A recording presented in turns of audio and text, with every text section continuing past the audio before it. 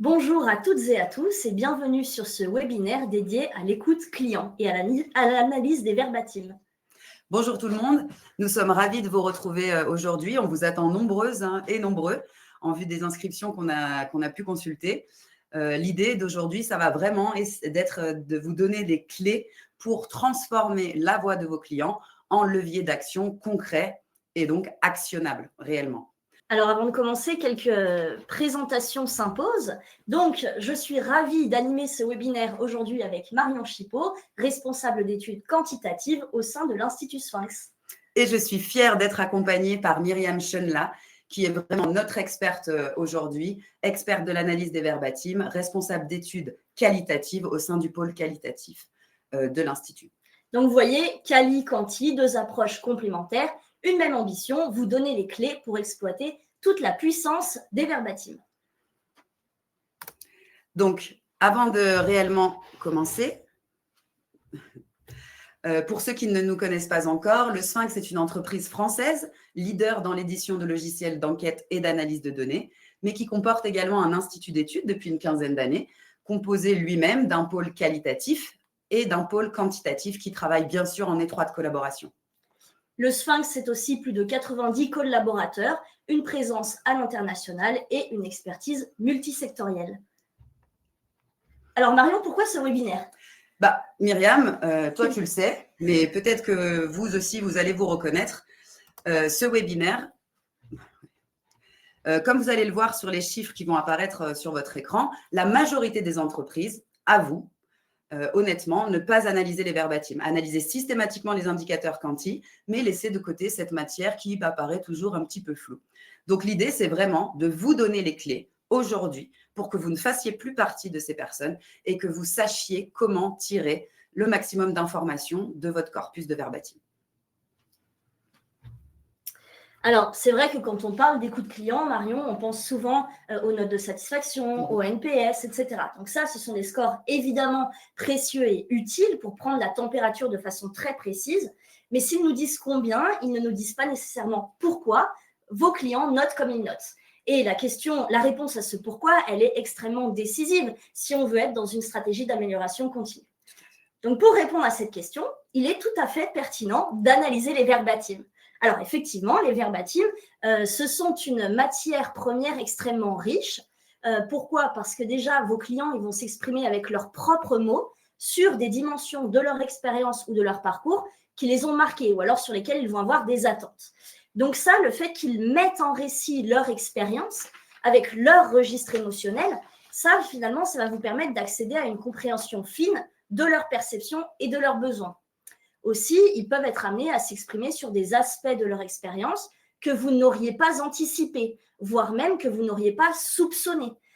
Et puis, ils vont vous donner des anecdotes, des détails, des historiques. Donc, tout ça, on voit bien, ça représente un potentiel extraordinaire, si j'ose dire. Mais évidemment, et là, je pense que je vais aller dans votre sens, souvent, quand on pense à l'analyse des verbatims, on se dit, bon, alors, déjà, par nature, ce sont des données non structurées. Parfois, on a des bases volumineuses. On ne sait pas toujours par quel bout les prendre. Et puis, on peut se dire que ça peut être long ou coûteux, ou alors long et coûteux de les analyser. Bon, alors, c'est probablement vrai quand on manque de méthodes ou qu'on manque d'outils.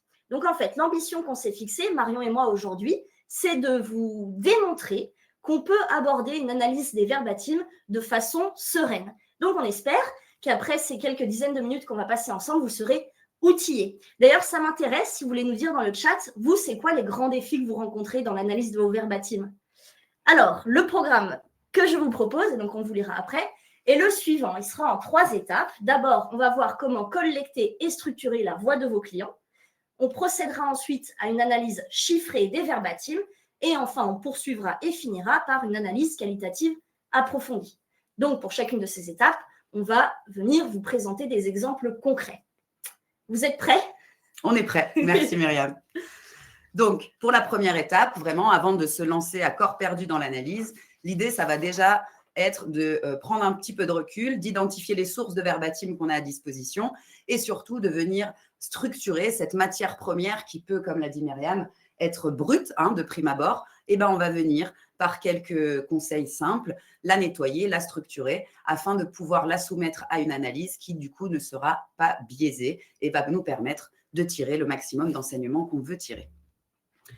Donc, le premier point sur lequel je voulais attirer votre attention, c'est vraiment, finalement, de se rendre compte qu'il y a une multitude de sources à disposition de verbatim. Souvent, il y a plus de matière dans les tiroirs, vous ne vous rendez pas forcément compte, mais l'idée, c'est vraiment là de faire un point. La première source à laquelle on pense, c'est vraiment les questions ouvertes.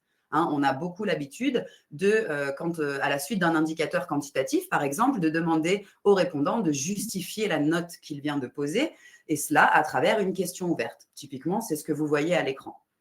Une autre source de verbatim, ce sont les avis clients. De plus en plus d'entreprises encouragent les clients à alimenter leur e-réputation, laisser des verbatims sur la toile. Donc là, ne pas négliger cette source de verbatim, c'est très important puisque vous avez à portée de main une matière importante également. Une autre source, Myriam, selon le secteur d'activité de verbatim, c'est les emails que vous envoient vos clients pour se plaindre ou pour vous féliciter.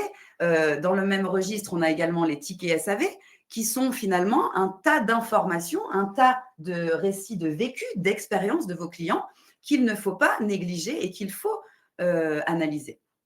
Bien sûr, on ne peut pas parler de verbatim sans parler la reine de toutes les sources, qui est bien sûr tout ce qui est retranscription d'entretiens qualitatifs, de workshops, de focus group. Ça, c'est ton domaine, mais laisse-moi en parler quand même, puisque c'est important que les gens, que vous vous rendiez compte que vous avez sans doute un tas de données à votre disposition. Donc, vous voyez que cette multitude de sources peut vous faire penser, j'imagine, là, de vous devant votre écran, à peut-être que vous-même, vous avez des corpus à disposition que vous allez pouvoir analyser à la suite de notre présentation. Donc, une fois que j'ai ma source, mon corpus de verbatim, ça va être maintenant important de les structurer. Quand je parle de structuration de données, principalement, je parle de nettoyage de données.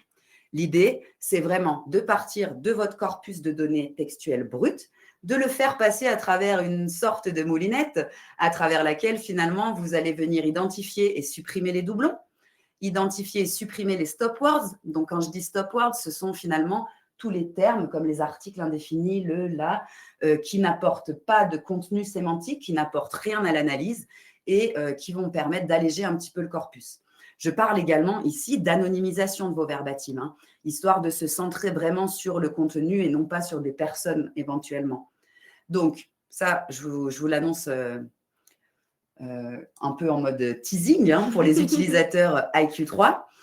Très bientôt, à la prochaine mise à jour, vous aurez une nouvelle fonctionnalité dans Sphinx qui vous permettra d'anonymiser automatiquement vos verbatim. Donc ça, c'est le petit bonus. Mais voilà, l'idée là de cette étape, c'est vraiment de venir structurer mon fichier de façon à pouvoir récupérer un fichier propre, prêt pour l'analyse. Donc, une fois qu'on a notre fichier propre, Myriam, on peut se lancer. On y va? On y va. On a encore quelques étapes. La première, finalement, ça va être de vérifier si les conditions sont réunies pour produire une analyse solide, robuste et riche, d'accord? Donc, à cet effet, on va observer 3 indicateurs qu'on appelle volumétriques. Le premier, c'est la robustesse du corpus. Donc là, on va aller regarder très concrètement le nombre de réponses effectives. Donc, ça correspond tout simplement au nombre de verbatim, d'accord? Donc ici, plus de 1300.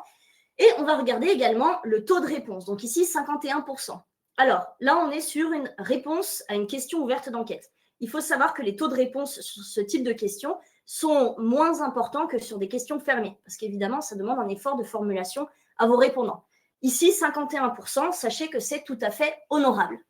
Voilà, donc ce premier indicateur, finalement, la robustesse du corpus, il va nous permettre d'évaluer le niveau de participation de vos répondants, mais aussi la représentativité des réponses, donc des verbatim, par rapport à votre échantillon total.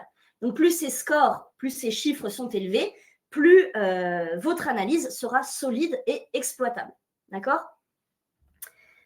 Deuxième indicateur qu'on va aller consulter, c'est la richesse lexicale.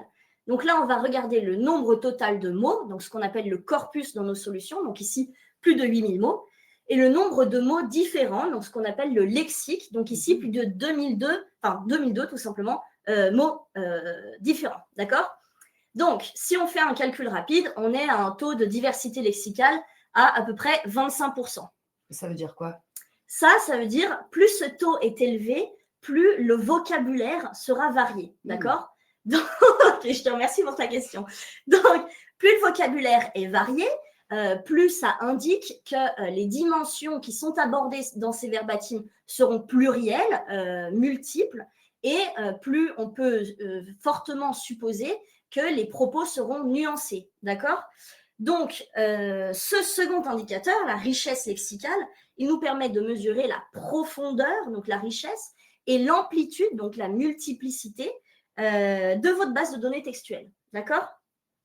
Donc, voilà, plus votre lexique sera développé, plus vous aurez thématiques et de variations de perception. Dernier indicateur qu'on va regarder, c'est ce qu'on appelle l'autonomie. Donc ça, c'est la longueur moyenne des réponses en nombre de mots. Donc, dans cet exemple, on est à peu près 24 mots par verbatim. Ça, c'est conforme à ce qu'on observe, par exemple, sur des enquêtes pour le secteur assurantiel, bancaire et les mutuelles. D'accord? Donc ça, ce dernier indicateur, il nous permet de traduire le niveau d'engagement de vos répondants dans leurs réponses. D'accord? Plus une réponse est développée, plus on peut supposer qu'elle sera détaillée, argumentée, et donc plus ce sera riche pour nous. Donc en fait, ce qu'il faut retenir à ce niveau-là, c'est que un répondant qui prend le temps de développer sa réponse, c'est une mine d'or pour l'analyse. D'accord? Donc, une fois qu'on s'est assuré que notre corpus est solide, donc du point de vue de la profondeur, du point de vue de la qualité, du point de vue de la représentativité, on va aller tout simplement avoir un réflexe qui va être de générer un nuage de mots. Ok, vous connaissez certainement ce modèle. Voilà. Ça vient illustrer la fréquence des termes employés dans votre corpus. Donc, plus un mot est fréquent, plus il est central dans ce modèle. Par exemple, ici, on interroge, donc c'est une question ouverte d'enquête, on interroge les répondants sur le service client. Donc là, c'est tout niveau de satisfaction confondu. Et on a des dimensions positives qui sont très saillantes. Vous voyez, 94 fois le mot clair sur ce corpus, aimable, rapide, agréable, efficace, etc. Donc ça, cet outil, il nous permet d'avoir, si vous voulez, de prendre le pouls d'abord du corpus et d'avoir des premières intuitions d'analyse. Alors, une petite annonce, bonne nouvelle pour les utilisateurs Sphinx, désormais, nos solutions intègrent une interprétation automatique du nuage de mots. Voilà, alors une fois qu'on a dit ça, on a une belle photographie, mais ce n'est pas un diagnostic. Il y a des questions qu'on continue de se poser. Quels sont tous les sujets qui sont abordés par vos répondants, par vos clients? Comment est-ce qu'ils en parlent? Donc ça, est-ce que tu veux bien nous y répondre, Marion? Bien sûr. En effet, comme l'a dit Myriam, après une prise de pouls un petit peu globale de votre corpus de données textuelles via notamment tous les indicateurs volumétriques qu'elle vous a présentés, mais également cette représentation sous la forme d'un nuage de mots qui permet d'avoir finalement l'occurrence des termes principaux, il nous faut qualifier les thèmes, les thématiques, les sujets qui sont abordés dans les verbatims, les sujets qui sont spontanément mentionnés par vos clients. Il ne faut pas oublier finalement tout l'intérêt de la donnée textuelle, puisqu'on récolte vraiment un récit qui est spontané. Donc, qualifier les thèmes abordés, finalement, ça revient à coder nos verbatims, créer une grille de codification pour venir quantifier un petit peu les thématiques abordées. Donc, l'idée, c'est vraiment, comme je vous l'ai dit, de venir coder les verbatims via une grille thématique. 2 mots sur les étapes de la création d'une grille thématique. L'idée, c'est vraiment de faire une lecture superficielle de votre corpus de données textuelles. Et là, mon petit tips aujourd'hui, ce sera vraiment de faire cette lecture superficielle sous un sous-échantillon de votre corpus de verbatim, idéalement en vous basant sur l'indicateur volumétrique de la longueur moyenne des verbatims pour sélectionner les verbatims les plus longs et être sûr d'identifier à travers cette lecture les thématiques les plus récurrentes. Ensuite, on va vous demander de prendre un petit peu de recul et une fois que vous avez listé toutes ces thématiques, de venir voir s'il n'y a pas moyen de les organiser un petit peu entre elles, c'est-à-dire d'identifier des catégories et leurs sous-catégories. À quel moment on fait ça en général? On va venir codifier nos verbatims en fin de terrain ou tout au long du terrain. Finalement, en fait, il n'y a pas un moment plus opportun qu'un autre. Ça va dépendre du type de votre projet. Si vous avez vraiment un projet one-shot, autant attendre la fin du terrain de façon à pouvoir créer cette grille thématique à partir d'un corpus qui soit final, finalement. Mais ça peut également être, si c'est un projet barométrique, par exemple, qui se renouvelle tous les ans, tous les 2 ans, ou bien encore un dispositif d'écoute à chaud alimenté en continu par le retour d'expérience de vos clients. On peut également faire une codification en continu. L'idée, c'est vraiment, finalement, de le faire dès qu'on a une grille thématique qui est validée et donc de s'être assuré en amont que cette grille thématique est pertinente par rapport à notre corpus. Donc, là encore, on n'a que des bonnes nouvelles pour vous aujourd'hui. Il y a tout un tas de fonctionnalités IA qui sont sorties dans nos solutions, qui sont d'ores et déjà disponibles et qui permettent de vous faire gagner un temps précieux, notamment la création de codebook, de la grille thématique, ou encore plus loin, la codification carrément de vos verbatim. Et ça peut être fait de façon ponctuelle ou en continu. Un peu de teasing encore. Notre prochain webinaire, celui de la rentrée, sera justement consacré aux bénéfices de l'IA dans l'analyse des verbatim. On sait que c'est un sujet qui vous intéresse beaucoup. Du coup, on s'est dit qu'avant l'été et à la rentrée, on allait vous marteler un petit peu avec les bénéfices de l'IA pour voir comment concrètement ça peut vous aider dans votre pratique quotidienne, vous faire gagner un temps précieux et du coup vous faire aboutir à des analyses plus qualitatives. Donc, maintenant, pour vous illustrer un petit peu tout ce dont je vous parle, voilà une grille, par exemple, une grille thématique de codification.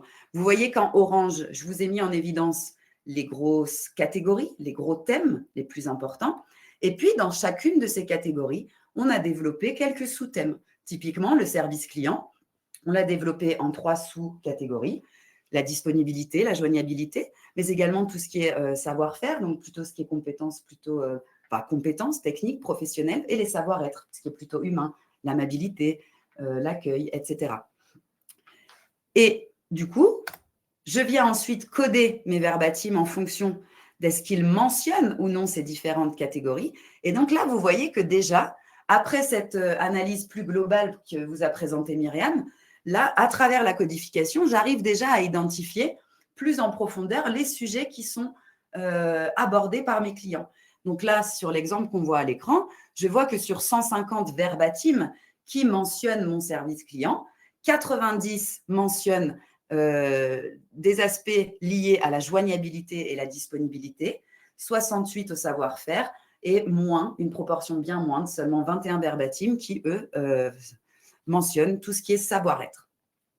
Donc, vous voyez que finalement, là, je commence vraiment à rentrer dans une belle analyse de mon corpus. Mais là, je pense que tu ne diras pas le contraire.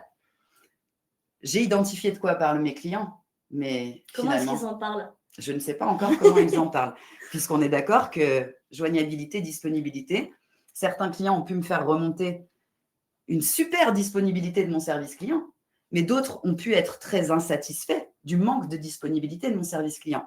Et c'est là la limite finalement d'une codification par thématique qui ne nous permet pas d'analyser et d'identifier finalement cette nuance, la tonalité de ces verbatim. Et c'est là qu'intervient finalement l'analyse de l'orientation qui va nous permettre de dégager la tonalité du corpus, c'est-à-dire de regarder finalement dans quelle mesure le verbatim qui est laissé est plutôt positif, négatif, neutre, sans véritable avis. On a vraiment une palette d'orientation disponible et qui vont nous permettre d'encore mieux préciser finalement l'identification de ces thématiques et de comment elles sont abordées. Donc là, pour ceux qui n'étaient pas avec nous lors du webinaire 4 de cette série de webinaires consacrés à l'expérience client, donc je vous invite à visionner le replay qui est disponible sur notre site internet. Mais pour faire un bref rappel, l'orientation des verbatim, comment ça fonctionne? Donc l'idée, c'est que c'est une analyse automatique à partir d'un moteur sémantique qui est intégré aux solutions Sphinx. Et l'orientation, c'est vraiment, comme on le dit, la tonalité. Est-ce que c'est plutôt positif ou négatif? En termes de processus, ce qu'il faut comprendre brièvement, c'est que chaque verbatim va être divisé en segments. Et chaque segment va ensuite être analysé pour identifier son orientation. Puisqu'on est d'accord, hein, et c'est là, voilà, comme le disait Myriam, toute la richesse d'un verbatim, c'est qu'une personne peut nous rapporter différentes expériences, différentes anecdotes, certaines positives qui nourrissent une satisfaction chez notre répondant, mais d'autres plus négatives qui nourrissent une insatisfaction. Et tout ça laissé dans le même verbatim. Donc, c'est là vraiment tout l'intérêt de venir segmenter notre verbatim de façon à voir finalement les nuances du récit qui est apporté par notre client. Je vous donne un exemple pour illustrer un peu ce que je vous dis. On reprend ce verbatim client. Les garanties sont très claires et les conditions sont bien expliquées. Cependant, j'ai régulièrement du mal à vous joindre au téléphone. Votre processus de remboursement est un peu long et pourrait être amélioré. Donc là, je vous l'ai coloré de façon à ce que ce soit plus visuel, mais on distingue bien 3 segments dans cette analyse, dans ce verbatim. On voit que le premier segment, qui est coloré en vert, mentionne plutôt une thématique au niveau des garanties qui sont proposées par donc cette entreprise dans le secteur assurantiel. Et là, donc clairement, l'orientation a été détectée comme étant positive. Le deuxième segment, lui, traite de la joignabilité de l'entreprise au téléphone. Et donc là, clairement, on voit que le client n'en est pas content. C'est pour ça que l'orientation décelée était plutôt négative. Et on distingue par contre un troisième segment avec une orientation plutôt partagée où on sent que ce n'est pas complètement la joie du côté de notre client quant au processus de remboursement, mais c'est un petit peu moins assertif que dans le segment précédent. Donc, le logiciel a détecté plutôt une nuance avec une orientation un petit peu plus partagée. Donc, ça, c'est vraiment pour que vous compreniez l'analyse de l'orientation par la segmentation de vos verbatim. Mais ce qui est le plus important et le plus puissant, finalement, ça va être de croiser ce qu'on a fait en première instance sur l'identification des thématiques et des sous-thématiques, donc la codification, avec cette analyse de l'orientation. Et de cette façon, en croisant ces 2 informations, on va pouvoir enfin répondre à la question de quoi parlent mes clients et comment parlent-ils-en.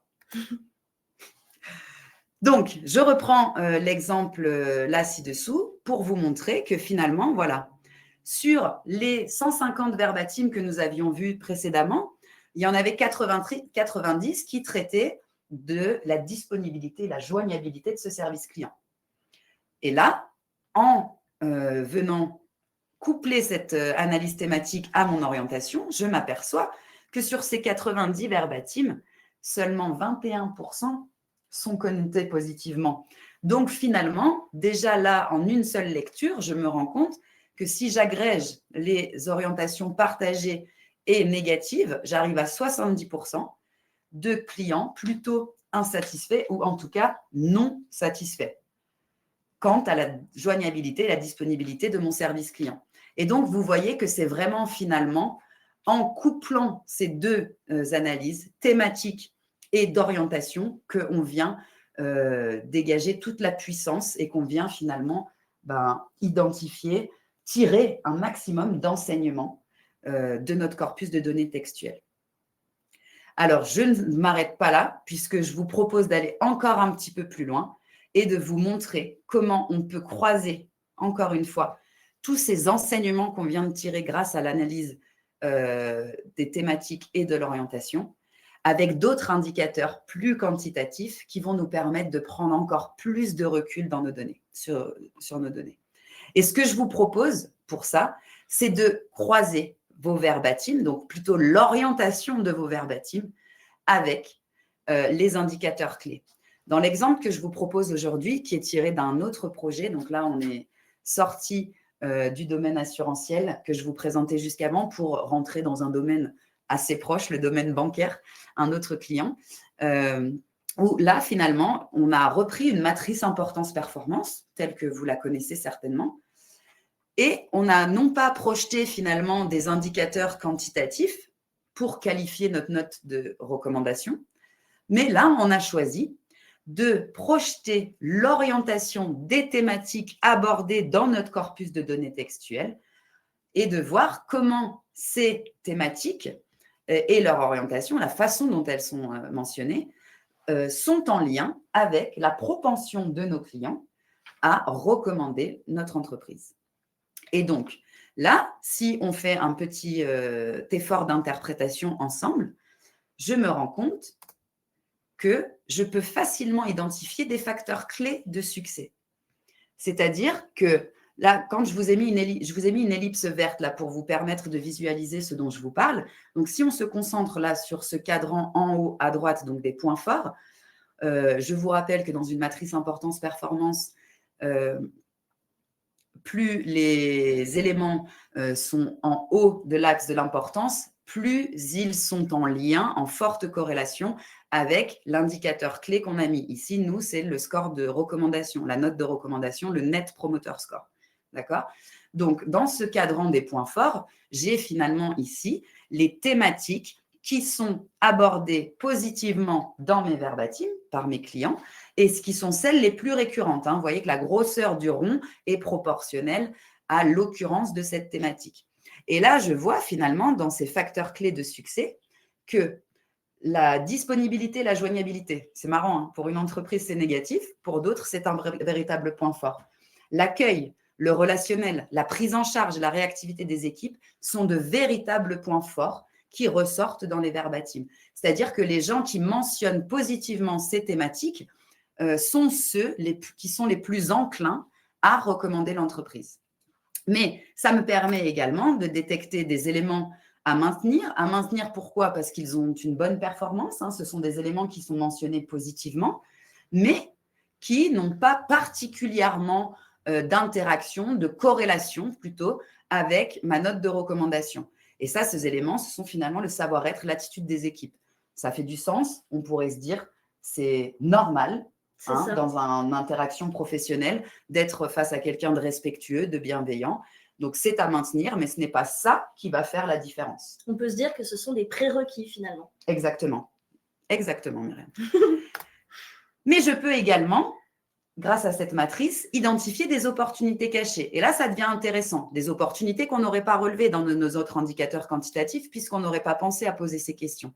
En effet, par opportunité cachée, j'entends ici l'idée de thématiques qui ont également été citées de façon positive par nos répondants, mais de façon moins récurrente, dont la fréquence en fait de mention de ces thématiques était plus inférieure par rapport à d'autres sujets. Typiquement ici, vous le voyez à l'écran, on a la proactivité des conseillers, leur professionnalisme, ou la qualité des informations et des réponses données. Donc, qui sont finalement des opportunités cachées. Pourquoi ? Parce qu'elles ressortent moins, ce sont des thématiques moins récurrentes dans notre corpus, mais qui, pour autant, vous le voyez, sont très, très, très proches du maximum, en fait, sur l'axe de l'importance. C'est-à-dire que les personnes qui mentionnent et qui sont satisfaites de ces points, en fait, qui mentionnent positivement ces thématiques, sont aussi celles qui ont la plus grande propension à nous recommander.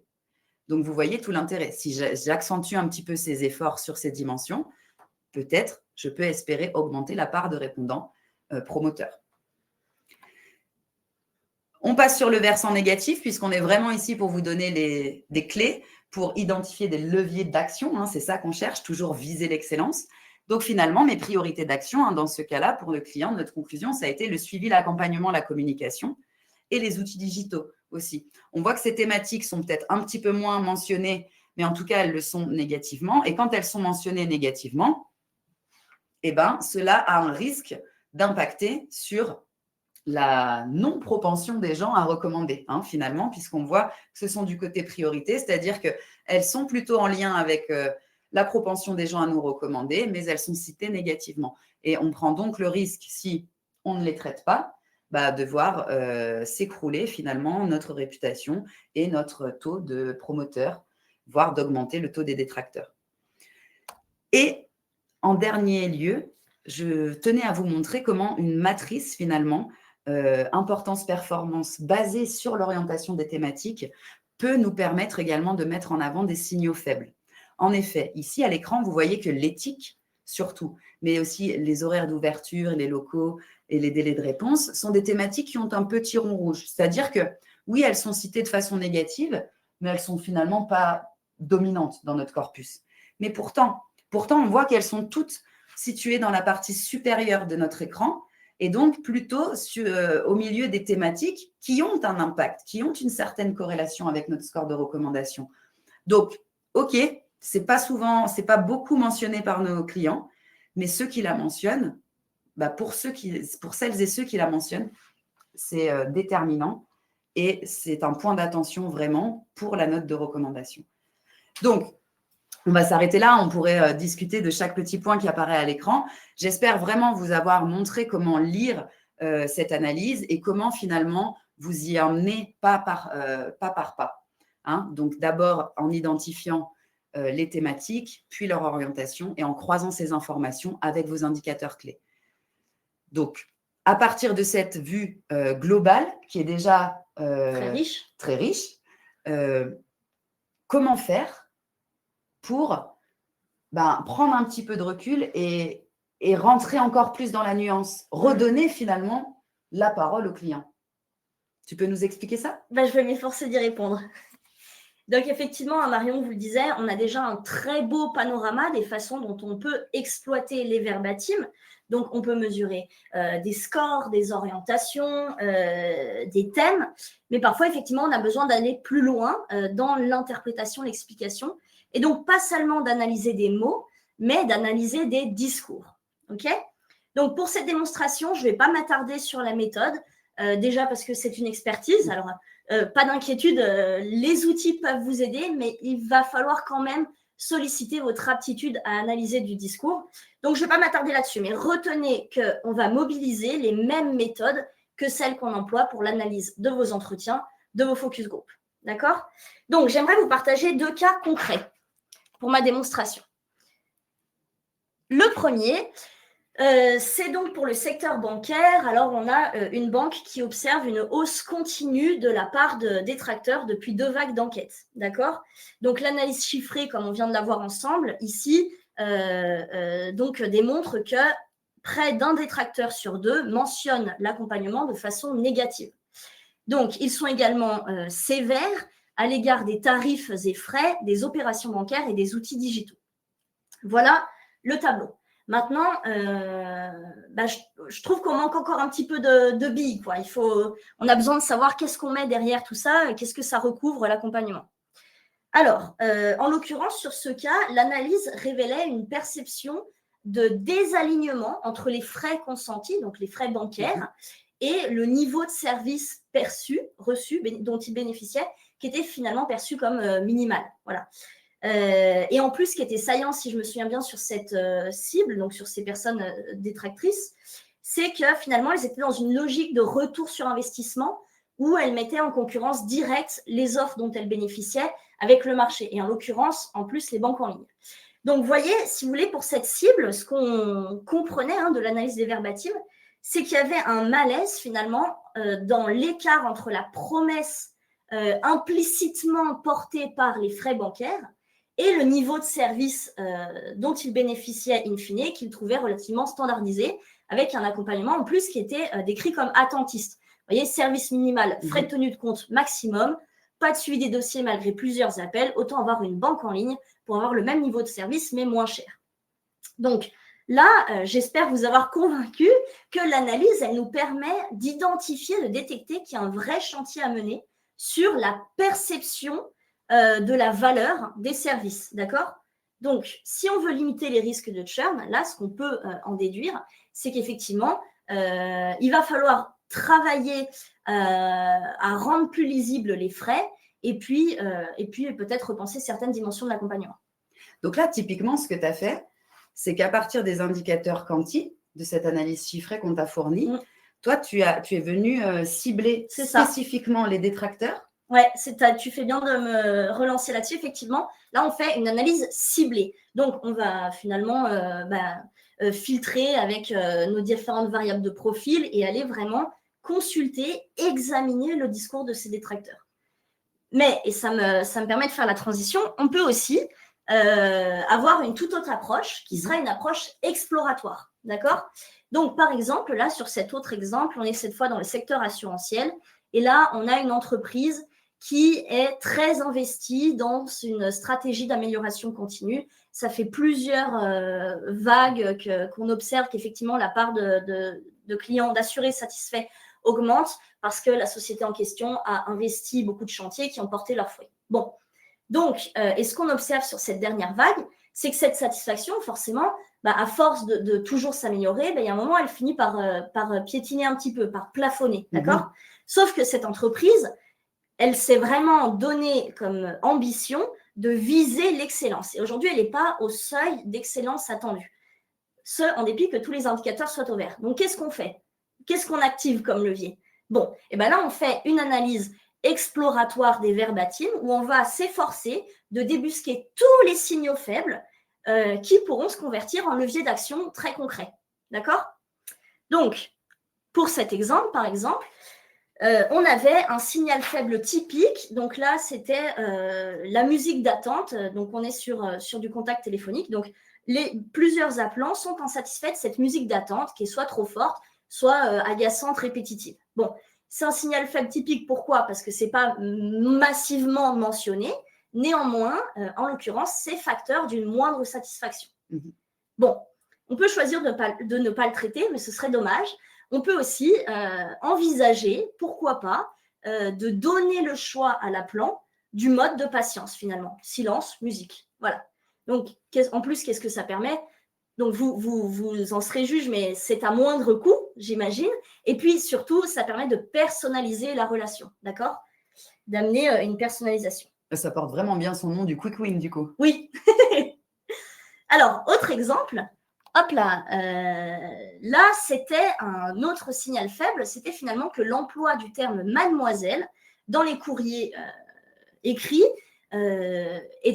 constituait un véritable irritant, contrariant pour une minorité de clientes, en l'occurrence, d'assurés et ES. Et bon, alors là, en plus, c'est teinté d'une véritable charge émotionnelle. On a des mots très forts, hein, c'est malvenu, daté, déplacé. Donc là, en plus, ça vient même peser sur la relation et sur l'image de marque. On n'a pas envie qu'on dise de la relation qu'on entretient avec ses clients qu'elle est datée, déplacée. Un peu has-been. Donc là, encore une fois, on pourrait choisir de ne pas le traiter. Et là, j'insiste, ce serait vraiment dommage. Ou on peut envisager un quick win qui serait very quick, celui-ci. C'est de préconiser tout simplement l'usage exclusif de madame, conformément aux recommandations de la circulaire de 2012, que vous n'ignorez pas. Voilà, donc vous voyez, un quick win évident. Pourquoi? Parce qu'aucune complexité technique, aucun impact budgétaire, mais un effet direct sur la perception de la relation et sur la perception sur votre image de marque. Alors, j'ai conscience que c'est un peu dense et je ne vous ai pas amené énormément d'éléments de méthode. Toutefois, je vous informe, signale, rappelle que mon équipe et moi-même sommes tout à fait disponibles pour répondre à vos questions et qu'on se fera un plaisir de vous accompagner sur vos projets. Voilà, donc j'espère vous avoir convaincu que l'analyse qualitative des verbatims, elle présente des bénéfices évidents. D'abord, dans la restitution de la richesse et de la profondeur des idées qui sont exprimées par vos clients. Donc, la diversité des points de vue, les registres de langage, les tonalités émotionnelles, les logiques argumentatives aussi, les logiques argumentatives qui vont vous permettre de comprendre les causes sous-jacentes à des perceptions, vous voyez, et vous permettre de comprendre aussi mieux des attitudes et des comportements. Voilà, donc cette analyse, cette approche, elle a aussi comme bénéfice de révéler des opportunités et des risques pour votre marque, donc les éléments sur lesquels il faut porter une attention avant qu'ils ne deviennent critiques, ou alors les leviers à activer qui peuvent être générateurs de satisfaction, voire enclencheurs d'enchantement client, pourquoi pas. Voilà, et donc cela, in fine, pour vous permettre de déployer des recommandations concrètes qui sont directement issues de l'écoute client. C'est-à-dire qu'elles ne sont pas nourries par vos propres intuitions, mais elles sont vraiment appuyées, soulevées, intuitées par le discours de vos clients. Et ça change tout dans l'adhésion de vos équipes, déjà, dans la culture interne, mais aussi dans la réception de vos publics. Je vous remercie. Tu veux conclure ? Oui, donc voilà. Pour résumer, on espère vraiment, à travers ce webinaire, vous avoir montré qu'avec une méthode rigoureuse d'analyse des verbatims, en suivant ces 3 étapes, vous réussirez à mieux comprendre et à valoriser la voix du client pour, ne le perdons pas de vue, vraiment l'objectif, pouvoir dégager des leviers d'action actionnables, j'ai envie de dire, comme son nom l'indique, mais vraiment des choses concrètes qui sont suggérés presque par vos clients, qui ont fait l'effort de s'exprimer. Alors faites l'effort de les écouter et de les écouter vraiment. On vous réinvite à vous joindre à nous pour le jeudi 18 septembre. Donc, ce ne sera pas nous, mais deux de nos collègues aussi formidables, Muriel et Céline, qui animeront ce webinaire de rentrée pour vous présenter vraiment les bénéfices de l'IA dans l'analyse des verbatims. Une analyse qui peut donc paraître des fois un petit peu insurmontable, mais qui, avec une méthode rigoureuse et en plus le coup de pouce de l'IA, peut être à votre portée. On en est sûr. N'hésitez pas non plus à suivre ou à revoir ou vous inscrire pour les prochains numéros de toute cette série de webinaires qui est consacrée à l'écoute client. Et puis, n'hésitez pas à nous contacter si vous avez besoin d'aide dans vos projets, d'accompagnement, que ce soit du côté Quanti, du côté Quali. On est disponible à votre écoute et on vous dit donc à bientôt.